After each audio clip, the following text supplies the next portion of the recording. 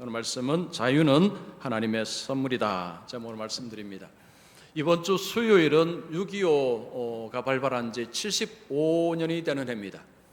1950년 6월 25일부터 1953년 7월 27일까지 전쟁을 했습니다. 이 전쟁으로 우리 남북한에 막대한 피해가 발생을 했습니다. 자, 남북한의 인명피해가 300만 명이라고 합니다. 고아가 10만 명이 생겼습니다. 이산가족이 1000만 명이라고 합니다. 엄청난 피해가 발생을 했습니다. 전쟁은 참 무섭습니다. 전쟁은 일어나지 않는 것이 좋습니다. 자, 이 전쟁에서 우리 남한이 패했다면 어떤 일이 벌어졌을까요? 우리 남한 사회도 공산주의 사회가 되었을 것입니다. 자, 그러면 우리는 자유를 누리지 못하고 있을 것입니다. 공산주의 사회에서 자유를 누리지 못한다는 것을 어떻게 알 수 있을까요? 북한에서 탈출해서 온 분들의 이야기를 통해서 알 수가 있습니다. 자, 올해 상반기까지 북한에서 탈출해서 우리나라에 온 숫자가 24,293명입니다. 많은 분들이 북한에서 탈출해서 우리나라에 왔습니다. 어떤 여성은 이런 이야기를 했습니다.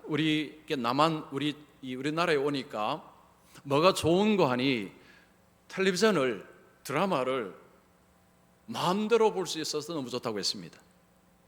그리고 가고 싶은 곳에 마음대로 갈 수 있어서 좋다고 했습니다.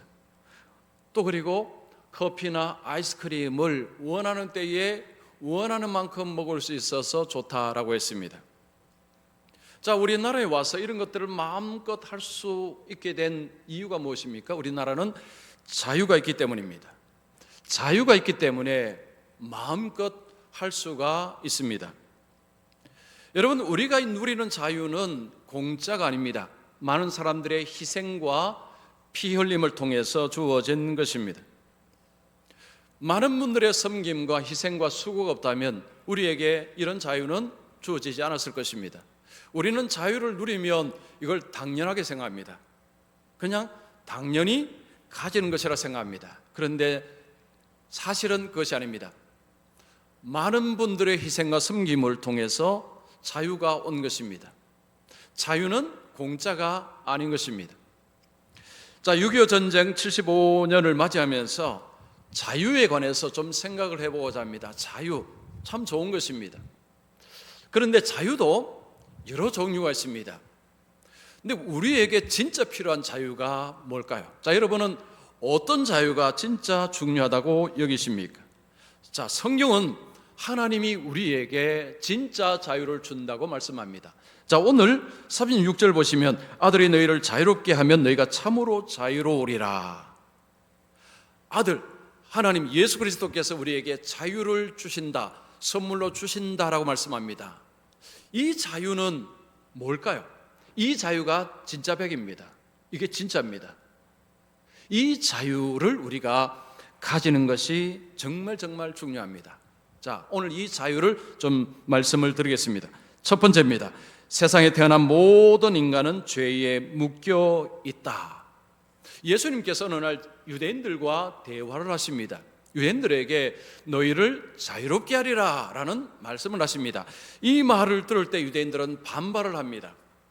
예수님의 이 말씀은 무엇을 전제로 합니까? 너희들은 묶여 있다는 것입니다. 너희들은 지금 자유롭지 못하다는 것입니다. 예수님은 그들에게 너희를 자유롭게 하겠다. 이것은 그들이 들을 때에 말이 안 되는 이야기입니다. 그들이 뭐라고 이야기합니까? 33절에 우리가 아브라함의 자손이라 남의 종이 된 적이 없거늘 어찌 우리를 자유롭게 되리라 하느냐. 지금 유대인들의 말을 들어보면 아니 그게 무슨 말이냐는 것입니다. 우리에게 자유를 준다고? 아니 우리는 계속해서 자유로운데 아브라함의 자손이기에 우리는 늘 자유로웠다고 이야기합니다. 남의 종이 된 적이 없다라고 이야기합니다. 사실 유대인들은 남의 종이 된 적이 여러 번 있었습니다. 애굽에서 바로의 종살이 했습니다. 그리고 남쪽 북쪽 이스라엘이 아수르 바벨론에게 망했습니다. 포로로 끌려갔습니다. 그리고 예수님 시대 현재는 로마의 속박 아래 있습니다. 그런데 그들은 뭐라고 이야기합니까? 우리는 남의 종이 된 적이 없다라고 이야기합니다. 자, 이게 무슨 말일까요? 아브라함의 자손이기에 우리는 남의 종이 된 적이 없다는 것입니다. 그들은 정치적인 자유를 말하는 것이 아니라 영적인 자유를 말하는 것입니다. 우리는 하나님의 백성이라는 거죠. 하나님의 언약 백성으로서 우리는 영적으로 자유롭다, 우리의 내면은 자유롭다, 이런 표현을 하는 것입니다. 자, 그런데 주님은 그들에게 너희들은 자유롭지 못하다라고 이야기하는 것입니다. 그들은 이해를 할 수가 없었습니다. 아니, 우리는 자유로운데 왜 자유롭지 못하다고 말하느냐? 예수님이 무엇에 자유롭지 못하다고 이야기합니까? 34절 보시면 죄를 범하는 자마다 죄의 종이라. 예수님께서 그들에게 이 시야를 교정시켜 줍니다. 우리는 아브라함의 자손이라 우리는 남의 종이 된 적이 없다라고 하는 그 관점을 바꾸십니다. 그게 아니야. 그게 아니라 너희들은 죄의 종이란 말이야 라고 이야기하는 것입니다. 죄를 범하는 자는 죄의 종이라. 이건요, 이런 이야기입니다. 너희들은 죄인이라서 죄를 짓고 죄에서 속박당하고 있어, 이런 표현입니다. 그들은 하나님의 백성이라고 하지만, 아브라함의 후손이라고 하지만 그들은 죄에 묶여 있다라고 주님이 말씀하는 것입니다. 자, 오늘 현대인들에게 예수님께서 내가 너희를 자유롭게 하리라 라고 이야기하면 현대인들은 어떤 반응을 할까요? 이런 반응할 것입니다. 특히 우리나라 사람들이라면 나는 이미 자유롭다, 우리는 이미 자유로운데 무슨 자유를 준다는 말이냐. 유대인과 관점은 좀 다르지만 예수님의 이 말씀을 이해하기 힘들어할 것입니다. 우리나라 사람들은 가고 싶은 곳에 마음대로 갈 수 있고, 먹고 싶은 것 마음대로 사 먹을 수 있고, 하고 싶은 일 원하면 할 수 있습니다. 법으로 자유가 보장되어 있습니다. 그런데 예수님께서 자유를 주겠다, 자유롭게 하겠다라는 말씀을 받아들이기 어려운 것입니다. 예수님께서 자유를 준다는 것은, 이 정치적인 자유를 주는 것은 물론 아닙니다. 자, 우리가 어떤 사람과 대화를 할 때에 여러분 제일 중요한 게 뭐지 아십니까? 끝까지 이야기를 듣는 것입니다. 여러분, 사람 사이에 오해가 발생하는 이유가 뭔지 아십니까? 중간에 판단을 미리 해버리기 때문입니다. 끝까지 듣지 않고 중간에 미리 판단을 해버리면 오해하기 쉽습니다. 많은 분들이 기독교에 대해서 오해를 하고 있습니다. 성경을 믿을 수 없다, 하나님을 믿을 수 없다라고 이야기를 하는데 그 근거가 뭐냐? 내가 성경을 읽어보니 라고 이야기합니다. 자, 그러면 그들은 창세기부터 요한계시록까지 다 읽었을까요? 제가 보니까 그런 것 같지가 않습니다. 어떤 부분을 콕 집어서 어떤 부분만을 읽어서 성경 믿을 수 없다, 기독교는 엉터리다 라고 이야기를 합니다. 처음부터 끝까지 좀 다 읽어본 뒤에 판단을 하면 좋겠는데 거의 그렇지 못합니다. 남이 쓴 글을 인용해서 그걸 가지고 판단을 많이 합니다. 성경은 창세기부터 요한계시록까지입니다. 전체를 다 읽어야 되고, 그리고 또 하나 배워야 됩니다. 왜냐하면 여러분, 성경은 자의적으로 해석을 하면 이단이 됩니다. 전부 엉뚱하게 해석을 합니다. 그래서 교회를 통해서 성경을 전체적으로 배운 뒤에 그 다음에 판단을 해야 되는데, 너무나 많은 분들이 성급하게 중간에 몇 구절을 가지고 판단을 합니다. 예수님께서 자유를 주신다고 할 때에 무슨 자유, 우리가 자유로운데, 좀 더 들어보시라는 거죠. 예수님이 왜 이런 말씀을 하는지 좀 더 들어봐야 됩니다. 자, 예수님이 말씀하는 자유는 죄로부터의 자유입니다. 예수님은 정치적인, 사회적인, 경제적인 자유, 이런 자유를 말하는 것이 아니라 죄로부터의 자유입니다. 여러분, 사람들은 이 자유를 모릅니다. 관심도 없습니다. 생각도 하지 않습니다. 사람들에게 중요한 자유는 오늘날 대한민국 사람들에게 정말 중요한 자유는 뭔지 아십니까? 경제적 자유입니다. 유튜브 열면요, 경제적 자유라는 표현을 정말 많이 씁니다. 정치적인 자유는 이미 누리고 있기 때문에 경제적인 자유를 누리면 좋겠다, 이런 소망을 가진 분들이 참 많습니다. 그런데 여러분, 경제적 자유도 좋습니다. 근데 더 우리에게 필요한 자유는 죄로부터의 자유입니다. 여러분, 인간은 누구도 죄로부터의 자유를 갖고 태어나지 못했습니다. 모든 사람은 죄인으로 태어납니다. 죄인으로 태어나서 죄를 자연스럽게 짓고 살아갑니다. 아담과 하와가 죄를 범한 이후로 모든 자손들은 죄를 물려받았습니다. 그래서 죄인으로 태어나서 죄인으로 살아가고 죄를 그냥 편하게 짓고 살아갑니다.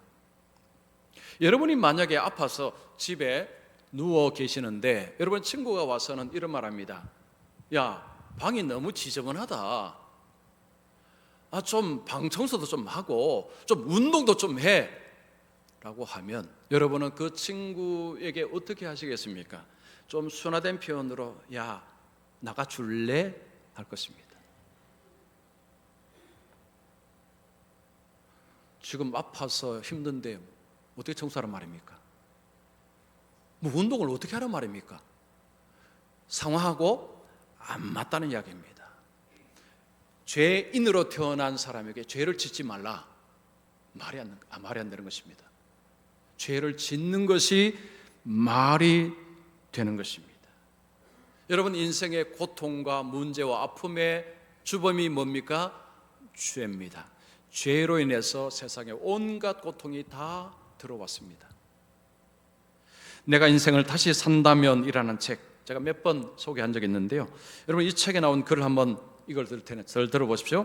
단지 피부색이나 종교가 다르다는 이유로 수백만 명을 아무렇지 않게 학살하는 동물, 비행기를 몰고 도시 한복판의 빌딩으로 돌진하여 하루아침에 수천 명의 사망자를 내는 동물, 층간소음 문제로 살인까지 저지르는 동물, 유산과 보험금을 타기 위해 친구나 가족의 등에 칼을 꽂을 수 있는 동물, 제 것에 만족하지 못하고 항상 남의 것을 탐내는 탐욕스러운 동물, 남들이 고통스러워하든 말든 나만 아니면 된다고 생각하는 이기적인 동물, 높은 진을 가지고 남들을 속이고 파괴하는 데 사용하는 동물.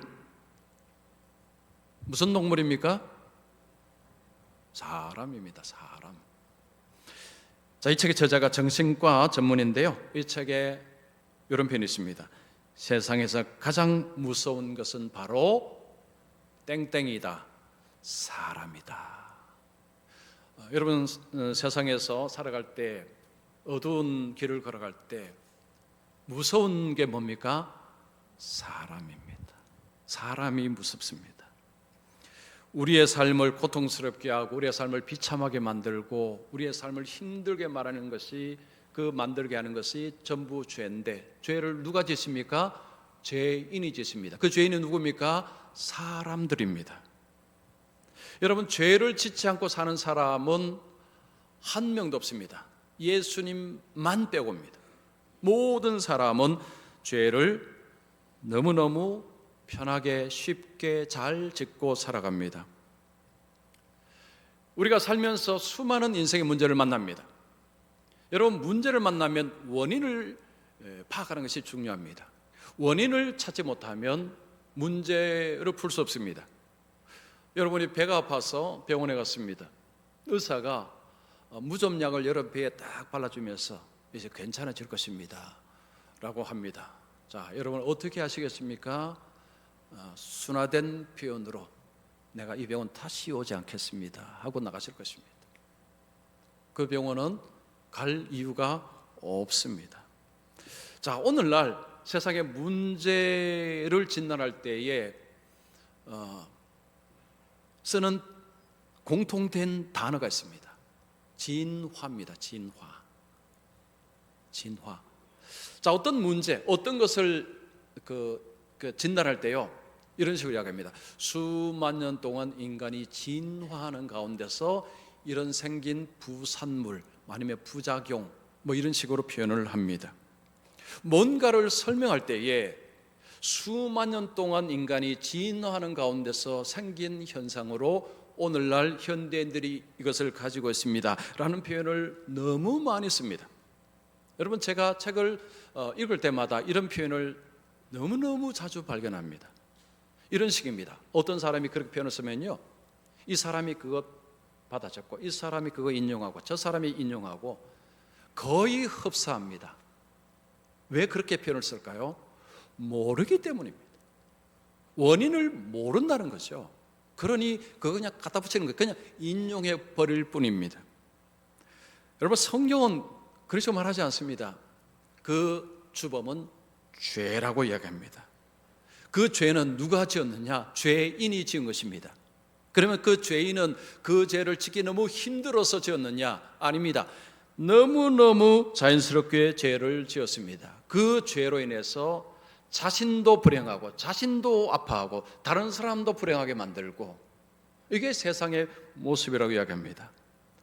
이 죄는 결국 인간에게 죽음을 선사한다고 설명합니다. 자, 로마서 5장 12절 말씀 우리 같이 읽습니다. 시작. 한 사람으로 말미암아 죄가 세상에 들어오고 죄로 말미암아 사망이 들어왔나니 이와 같이 모든 사람이 죄를 지었으므로 사망이 모든 사람에게 이르렀느니라. 이 성경은 죄가 들어오고 죄가 사람들에게 사망을 주었다라고 이야기합니다. 죄인으로 태어나서 그 죄로 인해서 죽음에까지 이르는 존재가 사람이다라고 성경은 이야기합니다. 자, 두 번째입니다. 예수님만이 인간에게 죄로부터의 자유를 주신다. 예수님께서 자유를 주겠다라고 말씀합니다. 자, 예수님은 어떻게 자유를 주신다는 것입니까? 32절에 진리를 알지니 진리가 너희를 자유롭게 하리라. 예수님께서 진리가 너희를 자유롭게 한다라고 말씀하셨습니다. 여러분, 이 진리가 무엇입니까? 진리는 두 가지를 이야기합니다. 첫 번째는 하나님의 말씀, 주님의 말씀이 진리고, 두 번째는 예수님이 진리입니다. 36절에 아들이 너희를 자유롭게 하면 너희가 참으로 자유로우리라. 32절에는 진리라고 표현하고 36절에는 아들이라고 표현합니다. 진리 즉 아들입니다. 진리 즉 예수님입니다. 예수님이 내가 곧 길이요 진리요 생명이니 예수님의 자신을 진리라고 말씀하셨습니다. 기독교는 진리의 종교라고 이야기합니다. 절대 진리가 있는 종교가 기독교입니다. 타협이 안 됩니다. 왜냐? 절대 진리이기 때문입니다. 오늘날 세상은 이것을 너무너무 싫어합니다. 혐오합니다. 절대 진리가 어디 있어?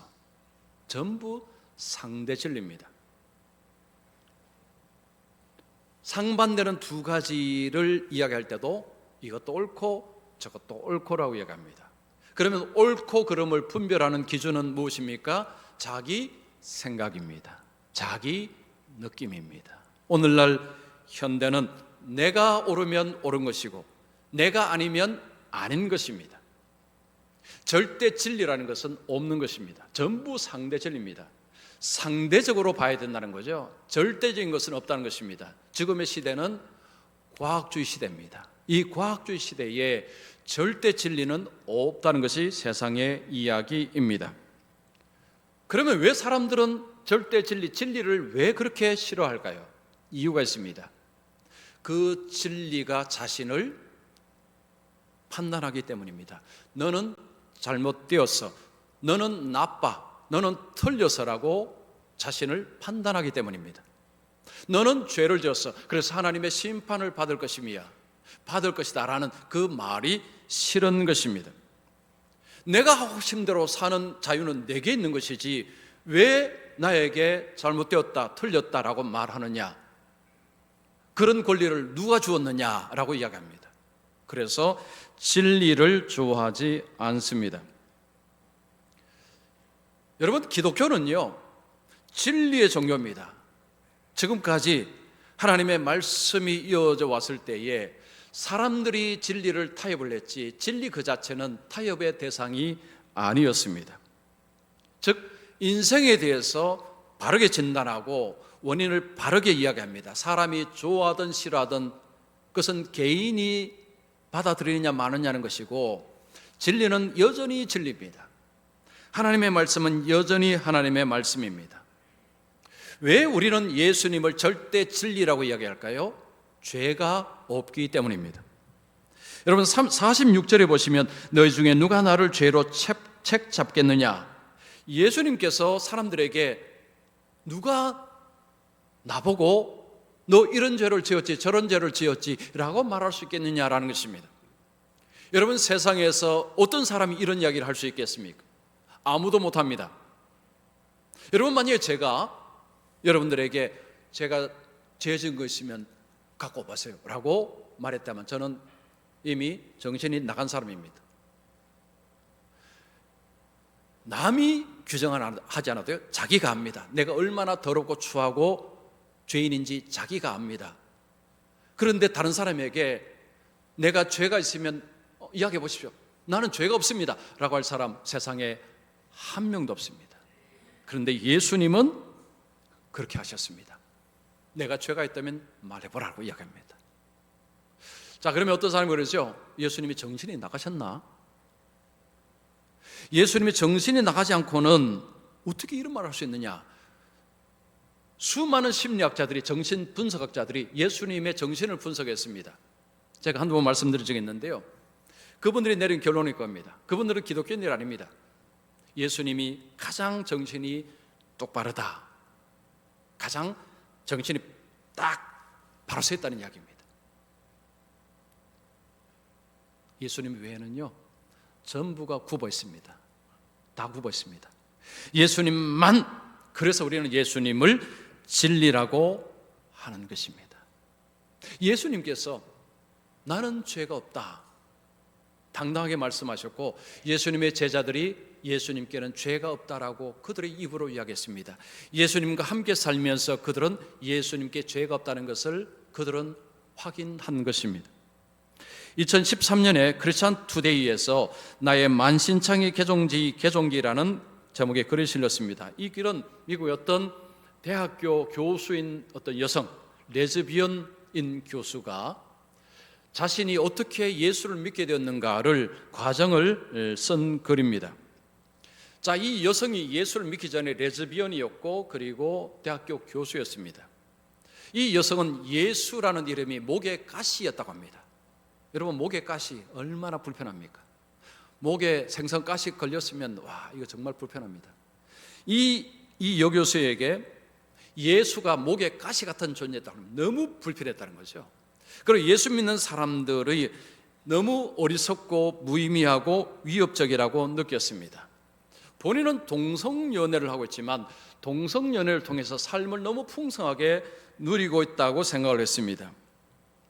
동성연애 퍼레이드에 참가하면 기독교인들이 피켓을 두고 성령 구절을 적어서는 막 흔들고 그 비난하는 음성을 들으면서 기독교인들은 너무 무례하고 너무 고집불통이고 너무 공격적이다라고 생각을 했었습니다. 이 여성은 본인 그 애인, 다 레즈비언들이죠. 레즈비언과 함께 그 사회에 좋은 일도 많이 했다고 합니다. 문맹 퇴치 운동, 뭐 에이즈 관련 사업도 하고요. 그러면서 우리가 얼마나 세상에 유익을 끼치는가를 적극적으로 내어 보였다고 합니다.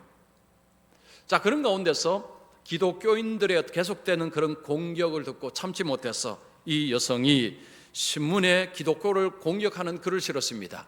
이 글이 일파만파로 이제 퍼지고 기독교인들의 항의 편지가 막 쇄도했습니다.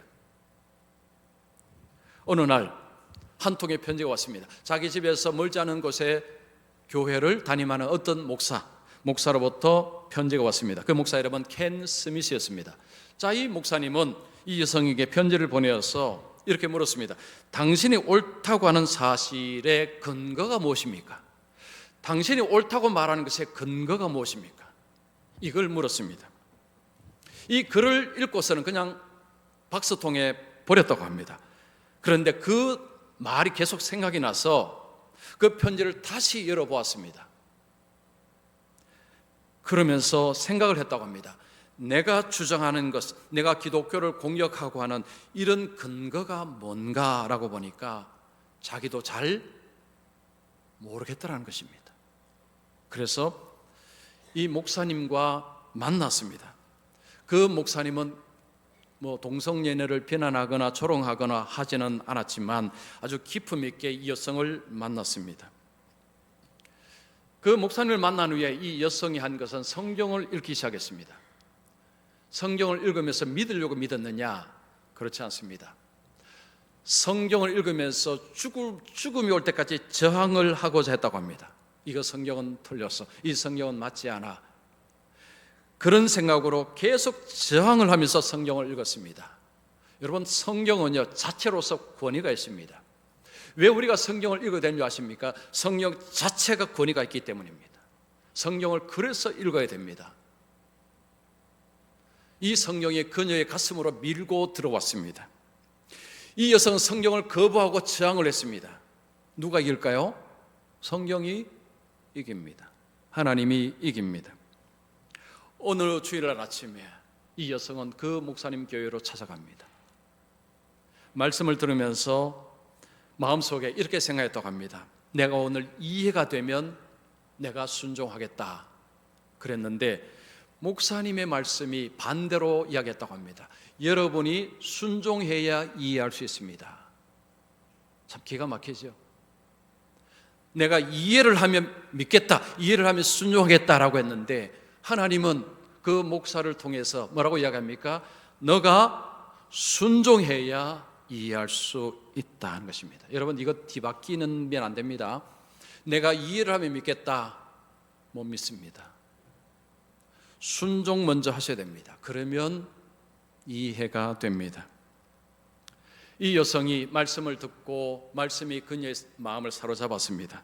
그날 저녁에 하나님 앞에 무릎을 꿇고 기도했습니다. 하나님, 순종하겠습니다. 저를 도와주시옵소서. 여성의 삶이 변화가 되었고 정상적인 결혼을 하고 자녀를 낳았습니다. 그 남편이 목사라고 합니다. 여러분, 진리를 알지 못하는 사람에게 무례하고 거칠다, 이것은 오해를 안겨줍니다. 여러분, 오늘날 우리 기독교가 오해를 많이 주는데 그 중에 이런 이유가 있다고 합니다. 무례하다, 거칠다, 이 이유가 있다고 합니다. 다른 종교 아니면 뭐 어쨌든 하나님의 말씀 밖에 있는 사람들에게 거칠거나 무례하거나 이것은 오히려 기독교 밖으로 더 밀어내는 것입니다. 여러분, 교회가 비난을 받을 때 세상은 이런 마음이라고 합니다. 교회는 그러면 안 되지, 교회는 그러면 안 되지 라는 마음이 있다고 합니다. 교회는 세상을 치유하고 교회는 세상을 해결해 줘야지, 아니 교회가 세상과 똑같으면 되나, 그런 마음에서 교회를 비난한다고 합니다. 여러분, 교회는 진리를 갖고 있습니다. 교회는 말씀이 있고 예수님이 계십니다. 교회는 예수님의 몸이라고 말씀합니다. 교회의 주인은 예수님이십니다. 여러분, 교회의 주인은 담임 목사가 아닙니다. 장로님이 아닙니다. 교회의 주인은 주님이십니다. 그래서 교회가 주님이 주인이실 때 여러분 어떤 교회가 될까요? 자, 제가 질문합니다. 주님이 주인 되시는 교회 속에 죄를 짓는 것이 자연스럽겠습니까? 죄를 안 짓는 것이 자연스럽겠습니까? 진짜요? 주님이 주인 되시는 교회 속에 막 죄를 함부로 짓고 막 죄에 뒹굴고 하는 일이 일어나겠습니까? 아니면 죄에서 그런 모습이 반대 모습, 의롭고 선한 모습이 많이 있겠습니까? 안 보셔서 잘 모르겠습니까? 여러분, 예수를 믿고 난다는 것이 얼마나 대단한지요. 사람이 바뀝니다. 정체성이 바뀝니다. 자, 왜 바뀌느냐? 여러분, 고린도후서 5장 21절 말씀, 자, 한 번도 빠짐없이 같이 시작. 우리를 대신하여 우리로 하여금 자, 이 말씀은요, 예수님께서 우리를 위해서 자신의 우리의 죄를 걸머지시고 자 죽으셨고, 그래서 하나님은 어떻게 하십니까? 우리는 죄인인데 하나님께서 우리를 의롭다 하십니다. 하나님의 의가 우리 속에 들어오는 것입니다. 그래서 우리는 하나님 앞에서 정체성의 변화가 일어났습니다. 죄인이었는데 하나님 앞에서는 의인이다 라고 하나님이 칭하는 것입니다. 자, 오늘 이게 정말 중요합니다. 예수 믿는 것이 왜 그렇게 중요하냐? 왜 예수를 믿어야 되느냐? 주님이 나의 삶의 주인이 되시고 주님께서 나를 위해 십자가에 죽으셨다는 것을 믿으면 하나님께서 우리를 의인이라고 보신다는 거죠. 여기신다는 것입니다. 다른 말로 하면요, 나는 하나님 앞에 죄인이었습니다. 그런데 하나님 앞에 의인이 되어버린 것입니다. 신분의 변화가 일어난 것입니다. 이건 눈에 보이는 변화는 아닙니다. 우리 속에서 일어나는 변화입니다. 성령께서 우리 속에 일으키시는 변화입니다. 자, 이 변화가 생기고 나면 어떤 일이 벌어지느냐? 여러분, 예수 믿기 전에 죄를 짓는 것은 자연스러운 현상이었습니다. 뭐 다 그렇게 사는 거지. 그러면 적당하게 뭐 거짓말하고 적당하게 다 그렇게 살아. 뭐 그게 뭐 문제야라고 생각하며 살았습니다. 그런데 의인이 되고 나서는 그런 생각을 못 합니다. 누가 그러면 아니야, 그거 아니야. 그렇지 않아. 죄를 짓는 것이 부담스러워지고, 죄를 짓는 것이 불편해지고, 죄를 짓는 것이 부자연스러워집니다. 죄를 짓기는 짓습니다. 또 큰 죄를 짓기도 합니다. 자, 의인이라고 칭함받아 사람이 큰 죄를 짓고 나면 그 다음에 일어난 현상이 있습니다. 회개합니다. 하나님이 무서워서, 하나님이 두려워서 그냥 넘어가지 못합니다. 그래서 회개합니다. 예수 믿기 전에는 반성은 했지만 회개는 없습니다. 예수 믿고 난 이후에, 의인이 된 이후의 삶의 변화는 죄가 부담스러워지고 죄가 불편해지고, 또 죄를 짓고 나면 그 죄가 너무 그 죄로 인해서 심령이 너무 타들어갑니다. 그래서 하나님 앞에 쏟아놓고, 하나님, 제가 잘못했습니다. 여러분, 성경에 다윗 보십시오. 다윗이 범죄가 난 이후에 그 구구절절한 회개의 그 시편, 그 구절을 보십시오. 예수를 믿기 전 믿은 후는 이런 변화가 일어납니다. 자, 그러면 이 변화가 안 일어났다는 게 무슨 이야기일까요? 예수님이 주인이 아니시라는 이야기입니다. 교회가 예수님이 주인이 아니시라는 이야기죠. 정말로 예수님이 교회의 주인이라면, 내 인생에 예수님이 주인이라면, 예수님의 뜻이 내 인생을 복되게 하고 예수님 말씀이 내 인생을 선하게 만들고 미래를 만든다고 믿는 사람이라면 죄를 지키는 짓입니다. 그러나 불편합니다. 편하지 않습니다. 여러분, 어떻습니까? 하나님이 기뻐하지 않는 일을 행하면 마음이 불편하시죠. 그리고 하나님이 두렵죠. 이러면 하나님 왜 맞는데? 좋은 생각입니다. 성경적으로 맞는 생각입니다. 예수 믿는 사람이 죄를 짓고 나서 그런 생각 안 한다. 그건 예수 안 믿는 것입니다. 믿는 흉내만 낼 뿐이지. 그래서요, 우리가 예수 믿는다는 것은 죄로부터의 자유함을 얻는 것입니다. 죄로부터 자유함이 뭘 의미한다고요? 죄를 짓고 나면 불편한 것입니다. 왜냐? 정체성의 변화가 일어났기 때문에, 의인이기 때문에 죄를 짓는 것이 불편해지는 것입니다. 이것이 죄로부터 자유함을 얻는 것입니다. 예수 믿어서 왜 좋으냐?